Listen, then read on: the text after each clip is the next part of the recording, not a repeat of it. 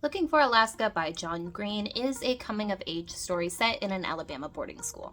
Spoiler warning, there is really no way to talk about the main plot point of this book without spoiling the book, so if you'd like to go into it blind, turn back now. Miles has moved from Florida to Alabama to attend a boarding school where he quickly gets swept up in student life and life on campus. He meets his new roommate, Chip, aka the Colonel, and Alaska, who of course is the hottest hot girl to ever hot while also being a manic pixie dream girl in every way. Over the course of the first semester, lots of shenanigans take place, a prank war breaks out, but the initial prank that sees our main character thrown mummified into a lake really sets off the tone.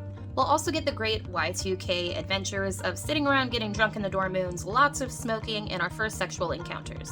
And in this time, Miles falls head over heels for Alaska. After an eventful night of drinking in the dorm rooms, Alaska answers a phone call and immediately begins to freak out, insisting that she has to leave even though she is well beyond wasted. And she leaves campus, driving away in the middle of the night. The next morning, Miles and the Colonel are awakened by the school's headmaster and called to the gym for an assembly. Alaska has been killed in a car accident. I rated Looking for Alaska 3 stars. I was really hesitant going into this book because I know John Green writes very emotional YA romance type books, which is really not my cup of tea.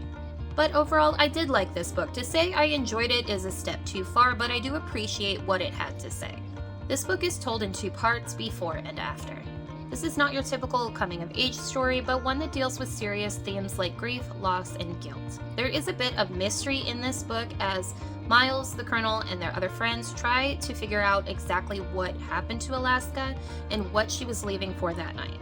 They're trying to rationalize Alaska's death when this sudden loss hits them. It just is so unnatural that they can't really wrap their minds around it. And I really think this is what hit me hardest reading this book. It had the most impact for me.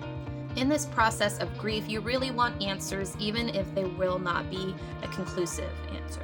I will say that I figured out why Alaska was upset long before the kids did. I knew it from the beginning when the phone rang. And I found that kind of frustrating from then on, being that these were her closest friends that couldn't puzzle it together.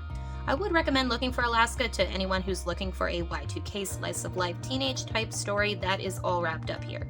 Also, anyone looking for a very emotional read, this one pulls the rug out from under your feet halfway through and you land on your feels. If you are looking for a good cry, this book can help you get there. Like, subscribe, and follow for more book reviews.